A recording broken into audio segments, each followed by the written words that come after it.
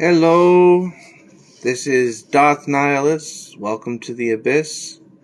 If you are watching,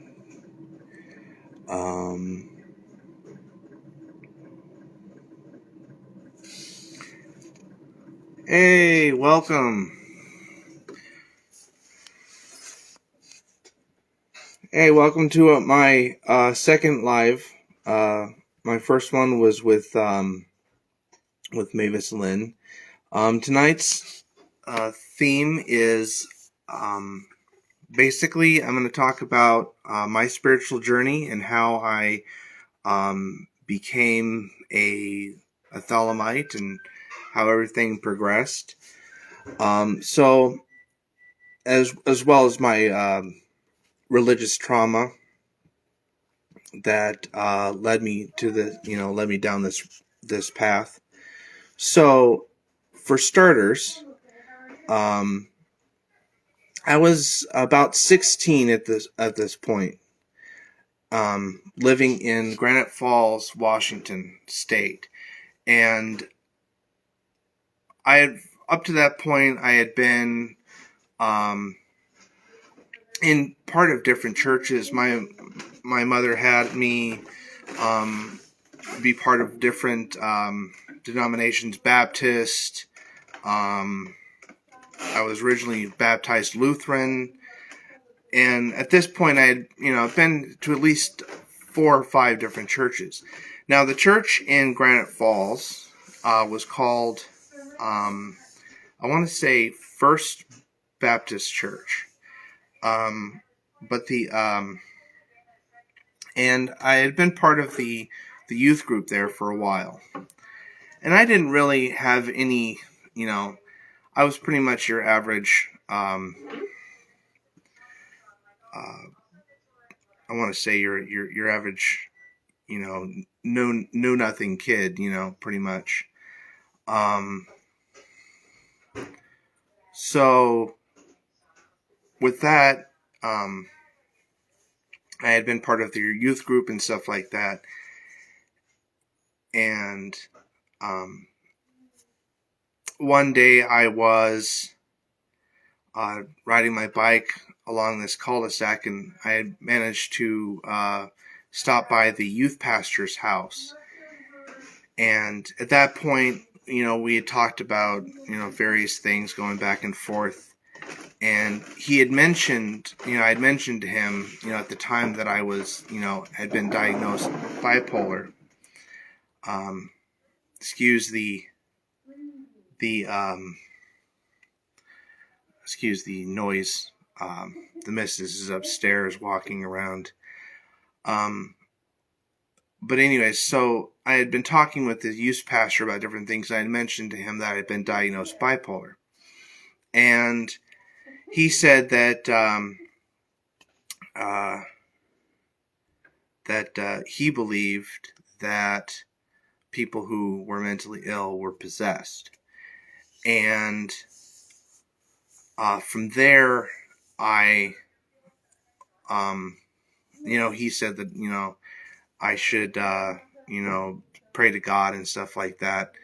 Usual Baptist tropes that I, came to realize afterwards. Because they're all, the Baptist churches are all basically fire and brimstone. And what ended up happening was, over the course of the next 3 weeks, hey, welcome to the live stream. Over the course of the next 3 weeks,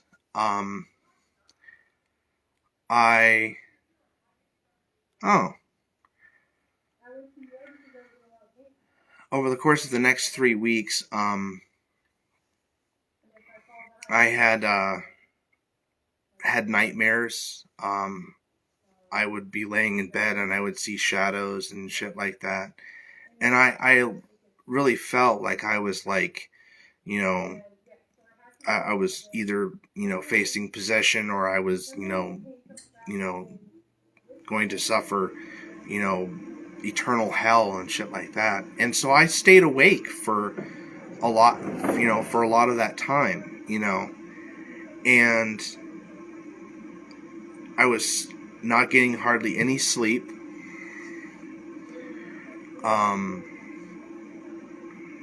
And it came to the point where I would like suffer completely in school and shit, or like I would like literally sleep during the day, and it got to the point where my mom started to notice, and she asked me, she's like, hey, what's going on, and I told her what the youth pastor had said, and how I felt like there, I saw, like demons in my room and shit, and I felt like I was, facing eternal damnation or whatever. And so what ended up happening was my mom wrote a letter to the youth pastor, to the church specifically, and told her that what I had told her, and that, my son would no longer be attending your church, and I became a pariah, among my friends, that my friends didn't want to have anything to do with me anymore, and they excluded me from all of their, stuff from that point onwards. And so I became very, very angry and resentful, which, it's natural, when you feel alienated, that you're going to have resentment towards people. You're going to feel like you are maligned. And so with that, I became very much a militant atheist. I blamed Christianity, I blamed God for all of the pain I was going through, and I was completely like no longer, and no more spiritual bullshit, and I became a militant atheist. I became one of those atheists who was, was very critical of other people's spirituality, like, oh, you believe in God, haha, you're an idiot, that kind of shit, and not really much an atheist, more like an anti-theist. Like, I was against anyone who believed in anything other than nothing, or the lack of any kind of spiritual, anything other than like a materialist perspective of the world. So from that outset, I got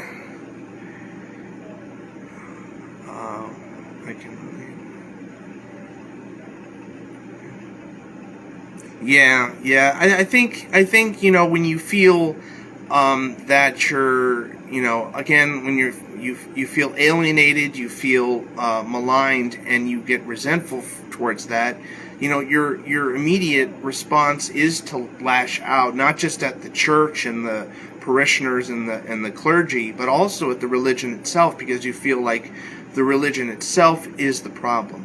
And I went through, and I'll emphasize more on that and later on, but yeah, so where I was at is I immediately rejected everything spiritual, and I kind of felt like I was at like a kind of a death almost, like, most of my childhood was framed around this religiosity within this spiritual paradigm, and that had completely been torn asunder because of this experience. And so I felt, dead, like who am I, at this point? And I went through so much, I want to say, so much of a blah feeling, like a neutral, like meh, where, hello, welcome to the stream, through so much of the, internal dialogue and shit, that by the time I had, by the time school started up again, my schoolwork continued to suffer. My education continued to lax, and because I was so focused on like who I was as a person. And in my world history class, we were, just getting towards like the Greco-Roman period of history and stuff. And my world history teacher wanted us to look more into, Greco-Roman figures in history and stuff. And so I went to the school library and I was looking up different historical figures within ancient Greece. And the first three people that popped out was Socrates, Plato, and Aristotle. And so I started looking into these guys. And my mom was also going, I believe she was also going to a community college. And so sometimes late in the afternoons and in evenings and stuff, I would go with her to the community college, to the library, so she could study and stuff, and I would look around the books. And I wasn't really a book person. I mean, I did read on occasion, but I wasn't. I had that tendency, where you hold on to a book and you kind of thump it a little bit, and it makes, you want to use that to kind of project this certain air about you, like, oh, I'm intellectual, without actually, reading the fucking thing. So I was like that, I didn't really want to sit down and read this college grade book, but I'd flip through it and stuff like that and, pick out paragraphs to read and shit. So with that, I looked more into Aristotle and Plato and stuff. And I became interested in some of the things that they were talking about. And I was kind of exposed to this whole, like, multiverse of ideas, because, you had Plato with his, idealism, his academy. Then you had Aristotle with the extensive volume of work that he did and the his school. And there were some things that kind of like drew out for me, that really inspired me. And I wanted to share a couple of quotes. The first quote I wanted to share with you is from Aristotle. And I have, this is just volume 1 of his collected works. But I wanted to share this quote with you because it really kind of inspired me. So, this is the second book of his Namekian Ethics. And he says in here, from this it is also plain that none of the moral virtues arises in us by nature. For nothing that exists by nature can form a habit contrary to its nature. And basically in this paragraph, he's talking about how the virtues are not something that are inherent or innate in our person. Virtue is not something that is inherently a part of us. I might have repeated myself there. Sorry if I did. But anyways, so I realized that all of the, I always thought when you were taught in church and stuff that without the Bible, there's no ethics. The only ethics and moral philosophy you can find is in the Bible, And for a lot of Christian fundamentalists, it's that way. And so this made me realize that moral philosophy, ethics, ethical values are something that are habitual, that are not necessarily tied to religiosity or to spirituality. And so that's what I learned from that section and from Aristotle, Namekian Ethics in general. Hello, welcome to the stream. And so, I kind of, got into, I got into the Hellenistic philosophies like Stoicism, Epicureanism, and Neoplatonism. And I was really drawn towards Stoicism, primarily because of its cosmology. It had, it was it was pantheist, even, I would even go so far as saying panentheist, that God, that creation is in God, and that God was not treated like this, it wasn't viewed by the Stoics as as the same way as the Abrahamic religions viewed God. And so I was really drawn to that because part of me still believed in a higher power, but I was vehemently like anti-Christian, I wanted something that would connect to my belief or my spiritual, my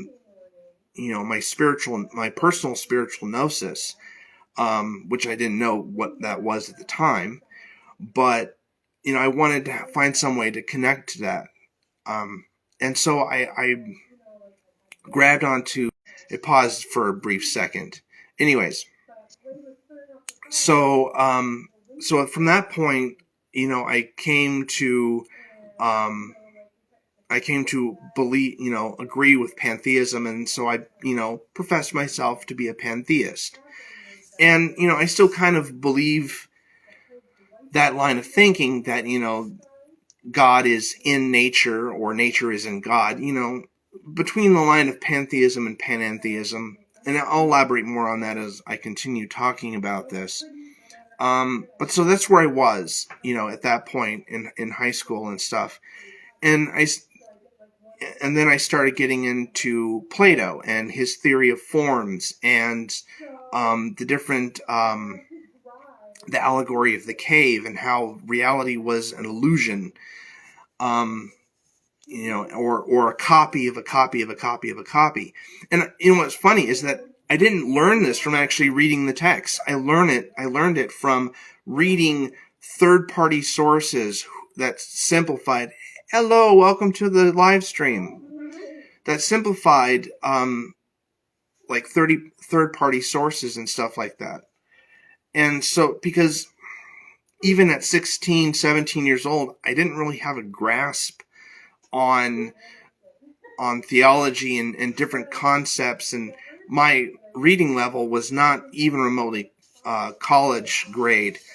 I don't even think it's college grade right now. I mean, I'm fairly voracious reader, but I don't have, there's still some aspects of vocabulary that I lack in comprehension.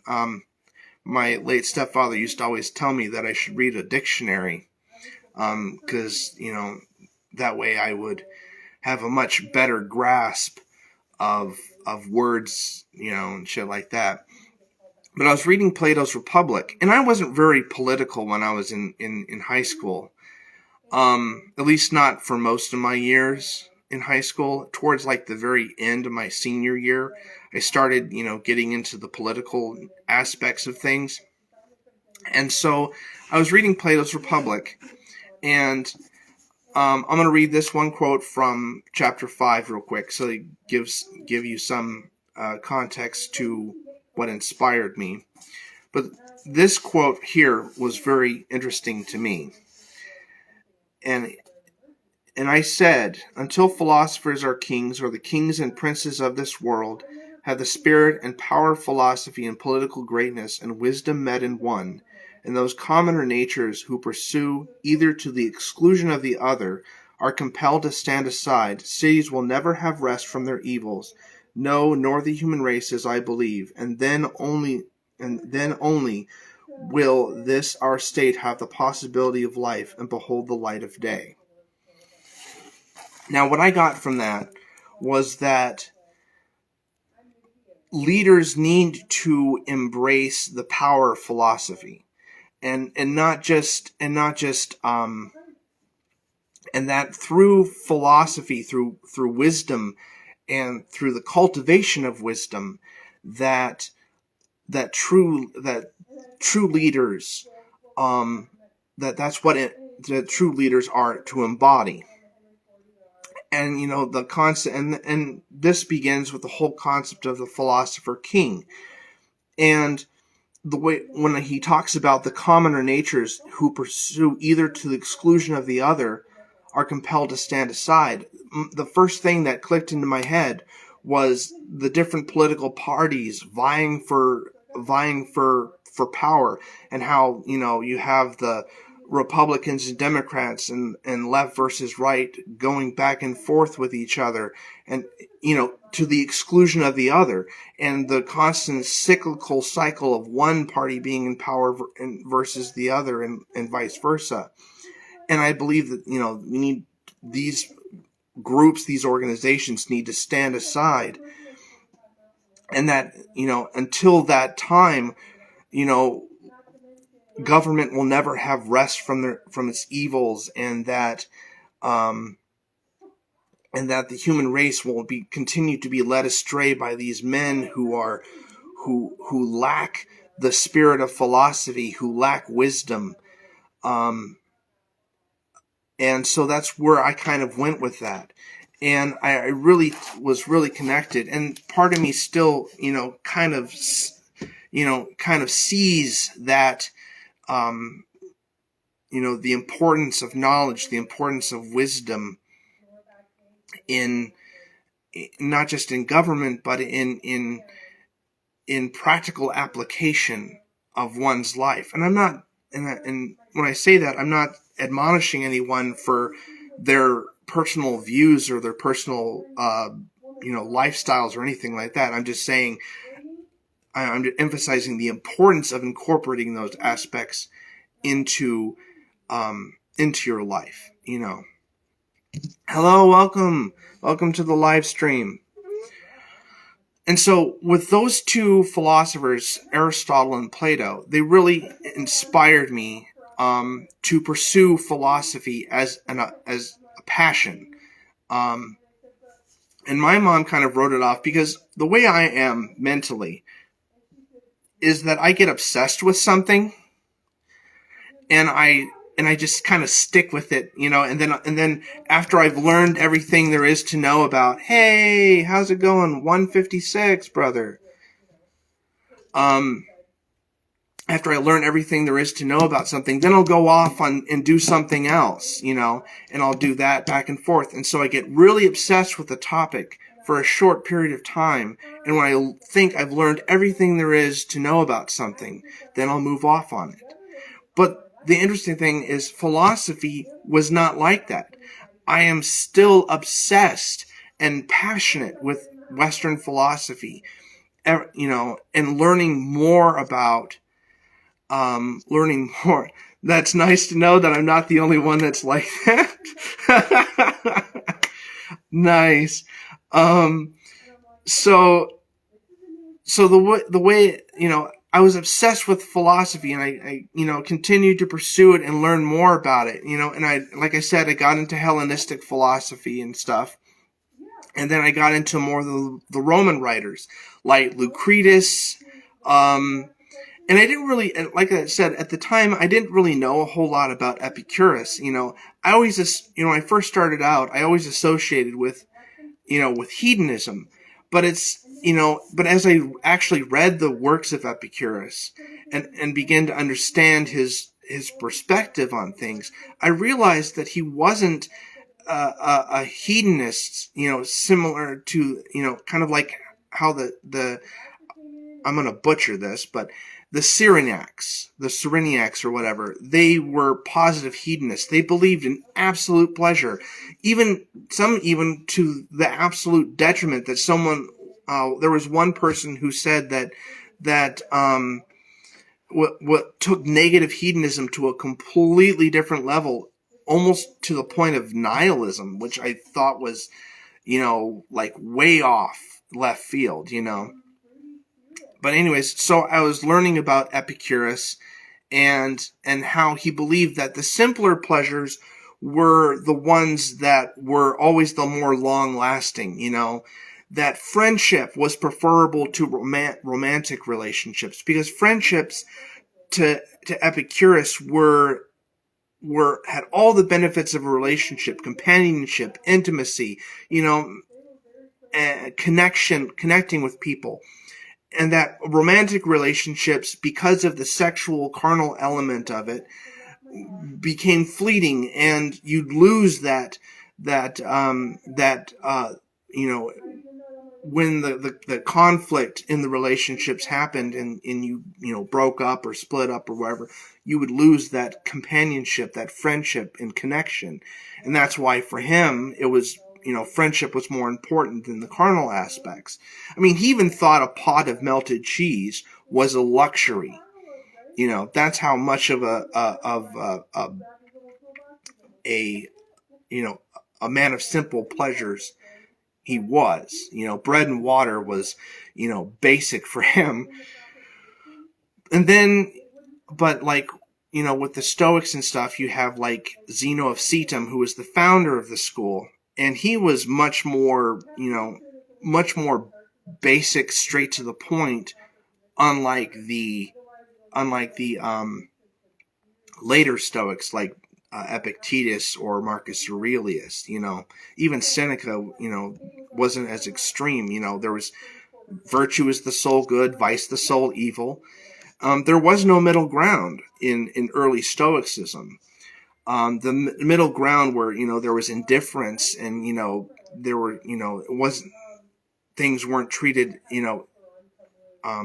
black and white so much, was more towards the later Stoics like Seneca and stuff, where they created a middle ground portion of it. And I love Epictetus and Marcus Aurelius' writings. I consider them to be the hallmark of Stoic philosophy, because a lot of the early Stoics, their writings are extremely fragmented.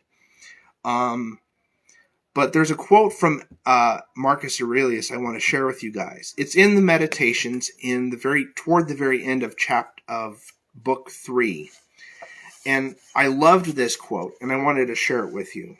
And I might post this quote later on, somewhere down the line. But he says, "If thou workest at that which is before thee, following right reason, seriously, vigorously, calmly, without allowing anything else to distract thee, but keeping thy divine part pure, as if thou shouldest be bound to give it back immediately, if thou holdest to this, expecting nothing, fearing nothing, but satisfied with thy present activity according to nature, and with heroic truth in every word and sound which thou utterest, thou wilt live happy, and there is no man who is able to prevent this." I love that quote, and I've tried to live up and embody that quote as much as I have, possibly could in my life.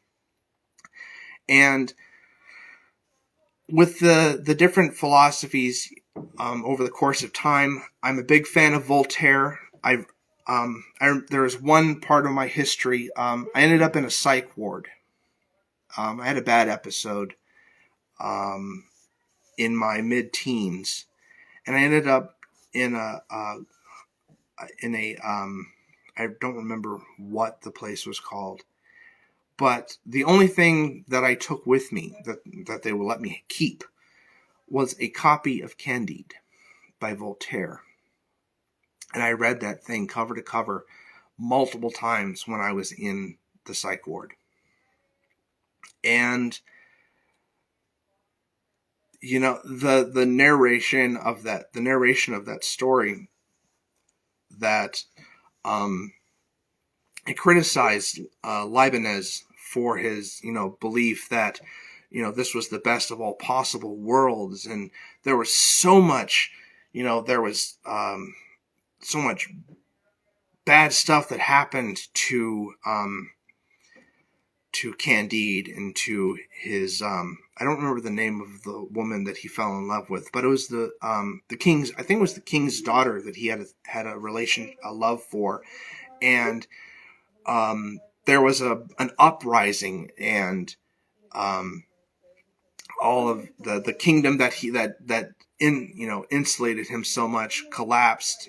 Well, actually, it was before that. The king found out about his love for his daughter and kicked Candide out. And then just as he was kicked out, these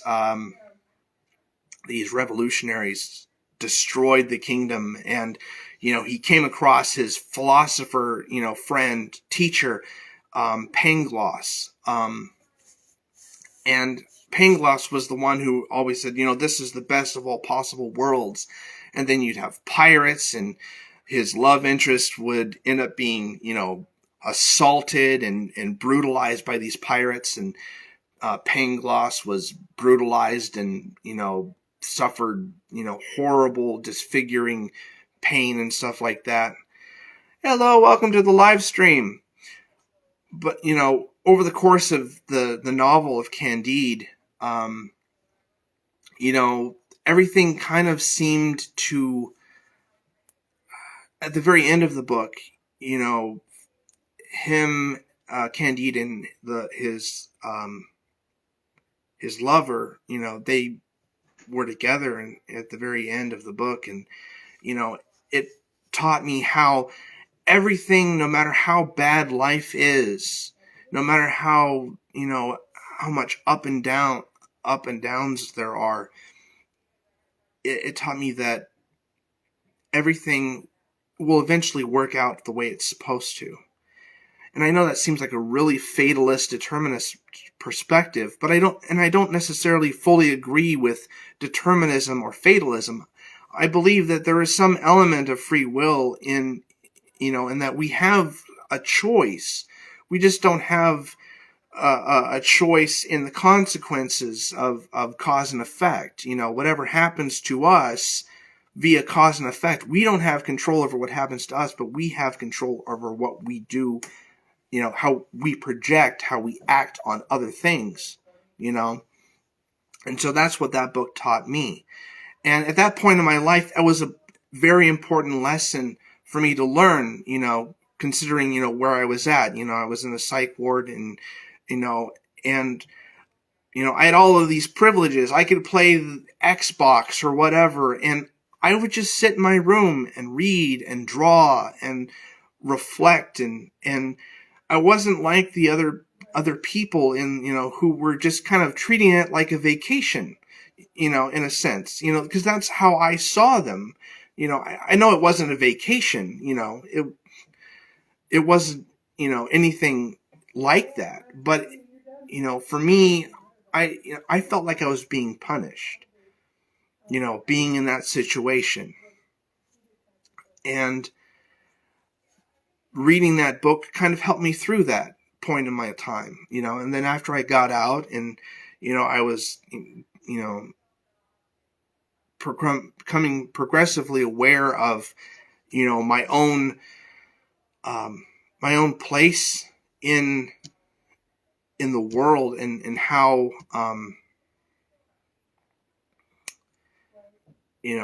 my adulthood, I was becoming, a man.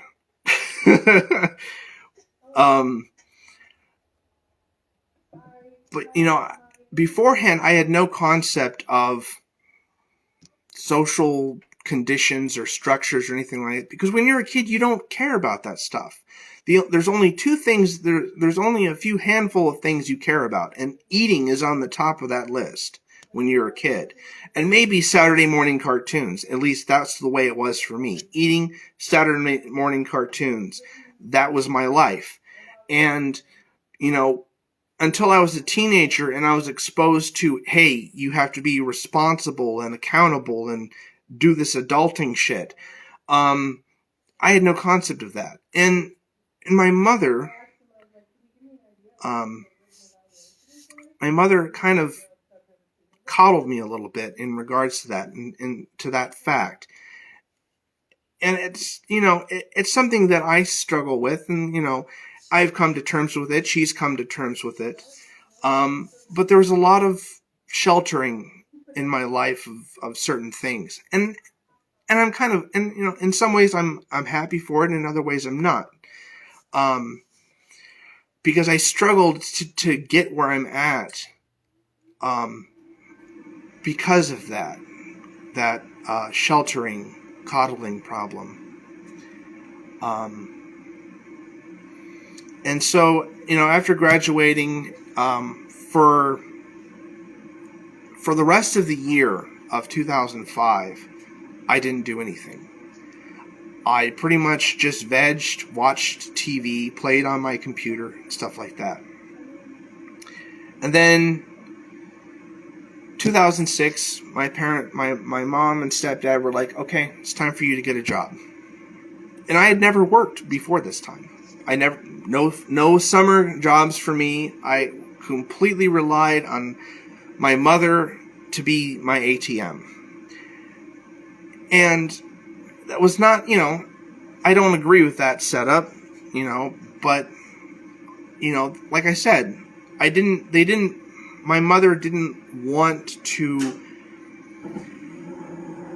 pressure me too much to be responsible. And I hadn't, done any, hey, welcome to the party. My mother didn't, pressure me to do any chores or anything until I was 13, 14 years old. I didn't have that understanding of responsibility. And, part of me wishes, now with my, 35 years old, that I wish I had a little bit of that incentivizing, that responsibility ingrained in me from an early age, but it just never materialized. So I struggled with it, and I rebelled against it. And, with my first job, it was retail, and it's pretty much been my occupation since. I worked at a grocery store. Anyone here know of Safeway? Safeway, anyone? No? Okay. So my first job was bagging groceries at Safeway. Okay? And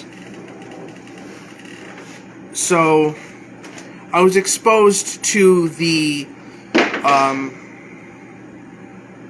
my wife's being noisy.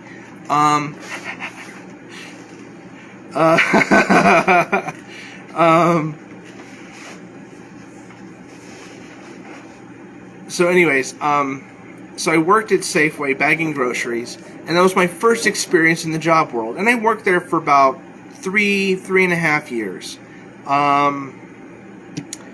And I was exposed to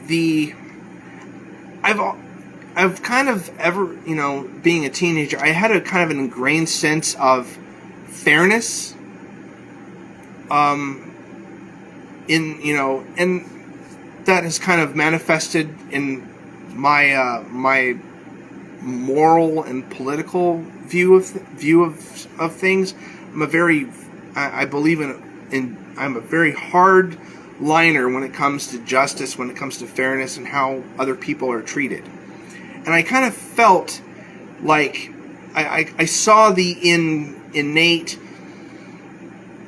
inequity in the oh, you have one right by your house, that's awesome.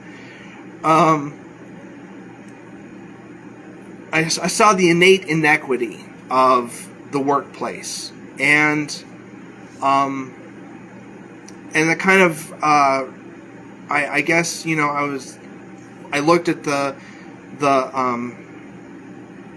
political sphere and stuff like that, and this was during the Bush years, W. And at the time I voted for John Kerry. That was the first person I voted for, and I had no concept of politics whatsoever. Okay, no concept of politics. So don't hate me for voting for John Kerry. Okay, but that's who I was. My parents were, I would say, they're very much centrist. They have been. My mom, during my childhood was a big fan of Bill Clinton, because he kind of reminded her of JFK. Even though my mom was like, where are you from? Well, I was born in Washington State, Seattle. Washington. I spent most of my childhood going back and forth between Washington State and California. And then in 2008, 2009, my late stepfather and my mother, I went with them to, Winnipeg, Canada. Awesome. How are you enjoying that convoy up there?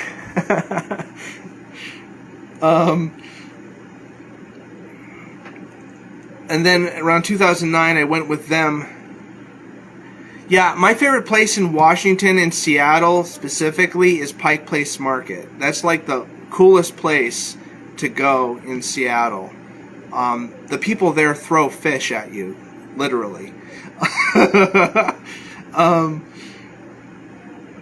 But anyway, so we traveled in 2008, 2009, we traveled to Michigan. And I lived in the UP, Upper Peninsula, from fall of 2009, 2010 until 2015. I lived out on K.I. Sawyer, then I moved into Marquette, and moved back out to K.I. Sawyer. The housing there is very affordable. You could get a 4-bedroom. You could get rent a 4-bedroom house with a full finished basement for like $300-$400. Yeah, it's pretty cheap. Though I will say it takes about 25 minutes to get to civilization. Marquette civilization. Everywhere else, it's like it's as my late stepfather's ex-wife put it, it's axe murderer country out there. But not really. Deer season's really popular up in the UP. It's like a holiday up there, literally. Everything from weddings to births to funerals, all kind of operate around deer season and winter time, because it kind of has to. It's really freaking cold up there. The only person I know of who knows how cold it is up in the UP is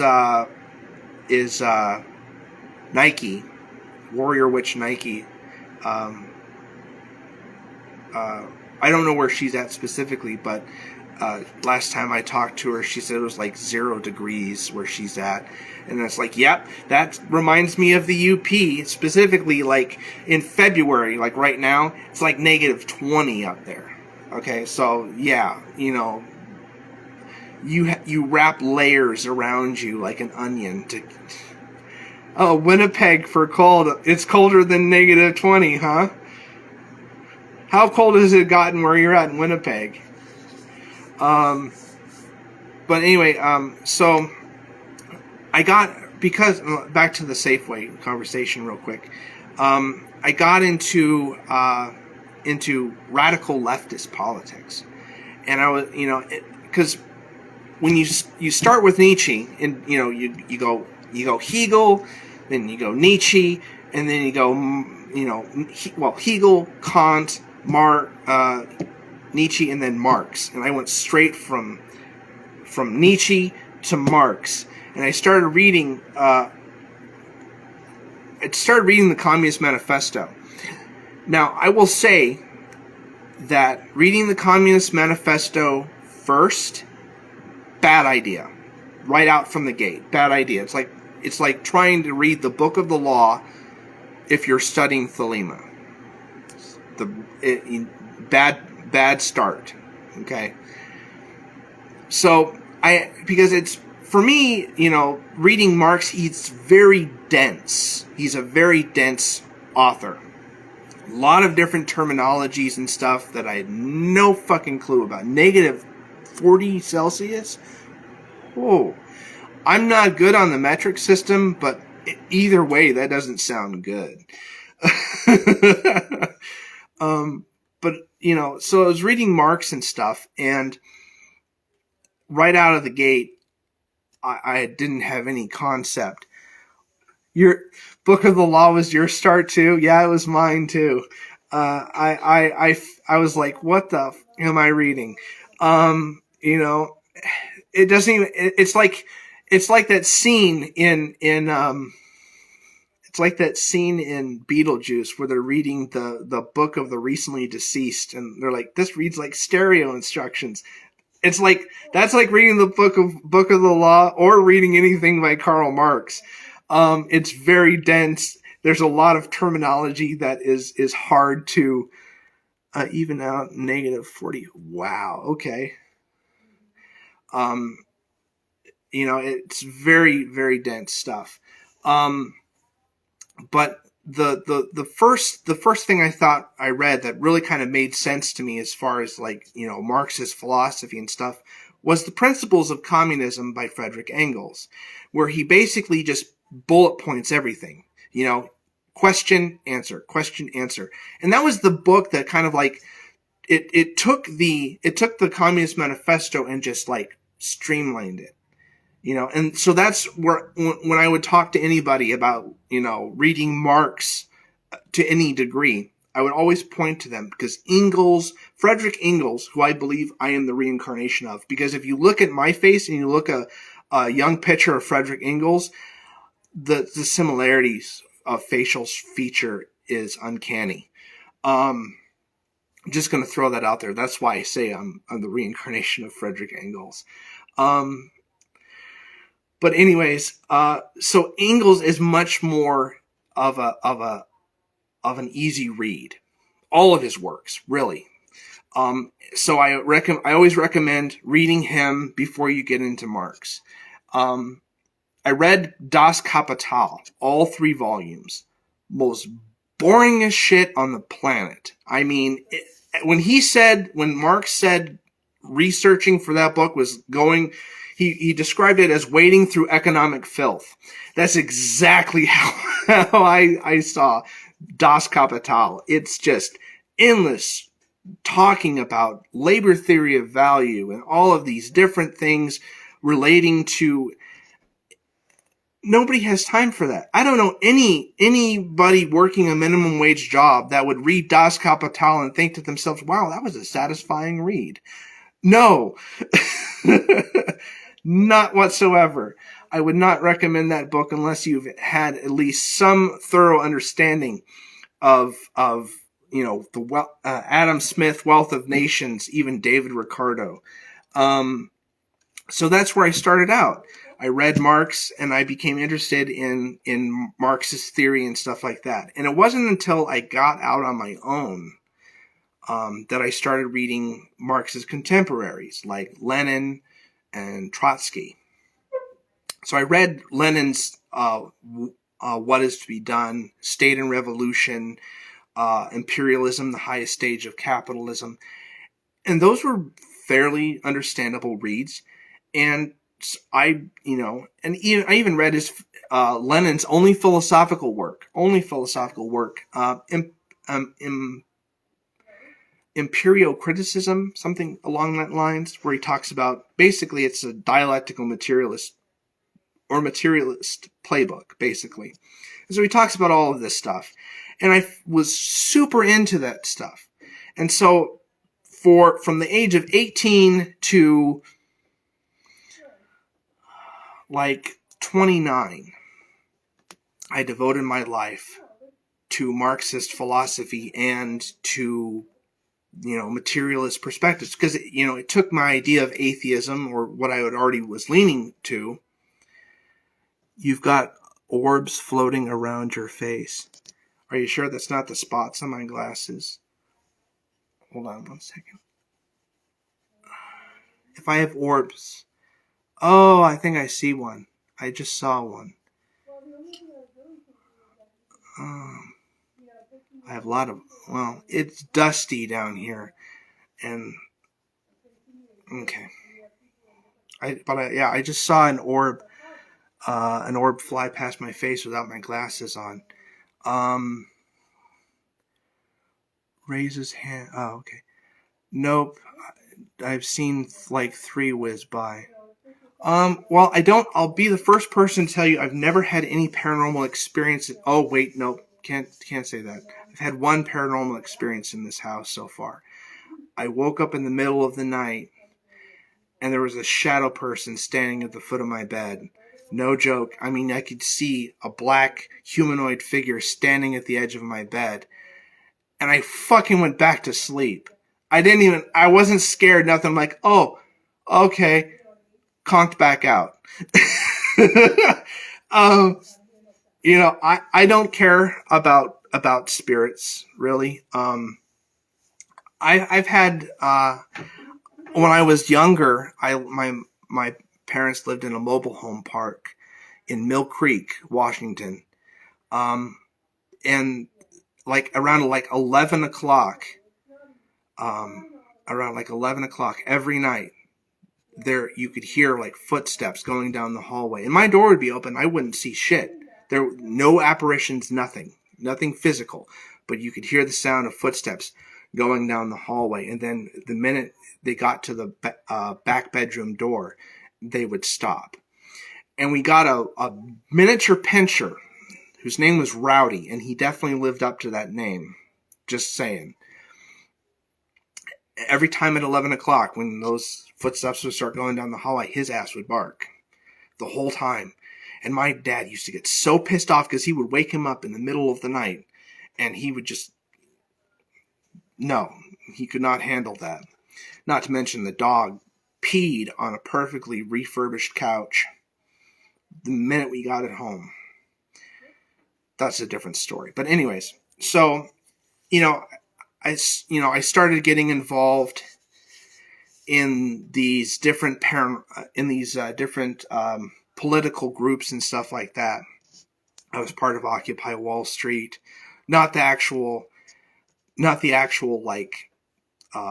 New York or whatever where it was based, but a local branch up in the UP. We're called Occupy the UP, and there was some of the members of the organizing body.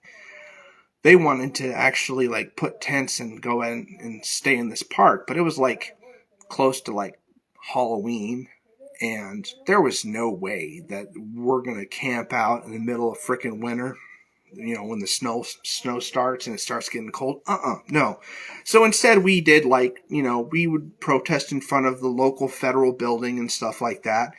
And at the height of Occupy Wall Street, we got about 250 people out in support of the movement. We someone was counting heads, and that was a big deal for me. But back then I was on television. I was on TV6, Fox UP. I was on ABC 10. I was on the Doug Garrison show. My ex-wife filmed footage of me talking about Occupy Wall Street on that show, and so I did all this political stuff, and it started getting really toxic. Because we'd sit there and we would debate, and these other political, Occupy would fade, and then there would be another group doing stuff, and it just got really toxic after a while. And then on top of that, I actually joined the Socialist Party USA. I actually was chairman of the local branch, and ran the meetings and stuff.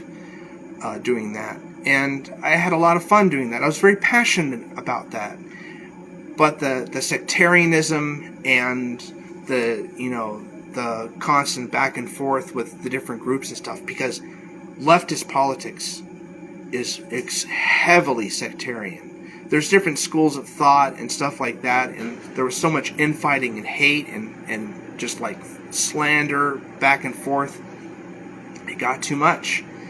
And at the time, I was dating my current wife, and she was pagan, and I was still a godless communist, and we'd have conversations and stuff like that, and before, when we first started talking about my political leanings and stuff, she didn't really understand it a whole lot, which I don't blame her. I mean, it's not, like I said, Marx is not an easy read, and trying to translate it is into words that people can comprehend is not easy either. Bourgeois, proletariat, lumpen proletariat, all, yeah. So, but we'd have really deep intellectual conversations and stuff like that. And she'd tell me about her faith and her beliefs and philosophies and stuff like that. And there was a church up in the UP, Unitarian Universalist Church, and they had a pagan group called United by Light. And so I went up there, and I became heavily involved in that group, and I decided that I was going to give up my politics because it was so toxic for me.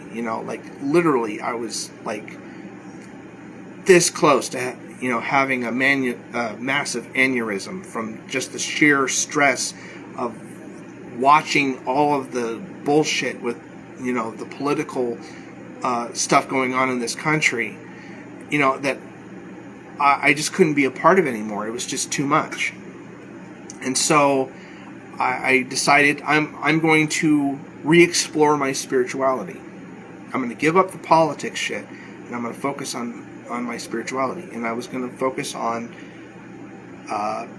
paganism, because my wife knew a whole lot about paganism, and we were part of this pagan group, and so I was going to open myself up to it. And at first, I didn't believe like in energy work or anything like that. But there was one time where I was working with her with dowsing rods, and she built up an energy ball, which is standard energy work, basics, and she fed, hey, welcome to the stream, hi. And she fed that ball of energy down the length of the dowsing rods. And I could feel the energy surge down them, just shoot straight down them. And it wasn't my imagination. And that was the first time I realized, wow, shit, there's more to this. There's more to this than just, simple placebo effect, And so I got more into it. And the lady who ran United by Light at the time,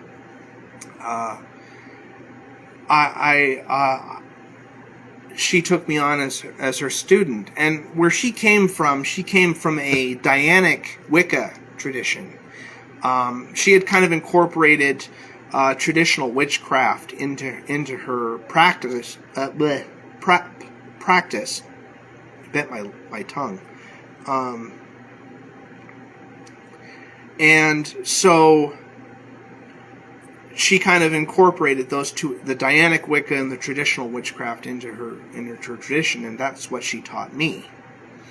And so I did a whole year and a day, and she's like, okay, time to do your homework, time to do research and stuff like that. And I went down the Western occult rabbit hole, and I was pleasantly surprised to see the whole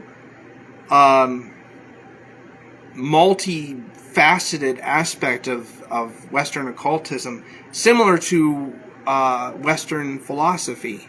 How it's just, there's so much knowledge there, and it's so intrinsic and complex. I was immediately hooked. And so the first book I read about witchcraft, I'm going to have to do another live here. I have like 23 minutes left. So I'm going to have to do another live. Meet me back here in 5 seconds, okay?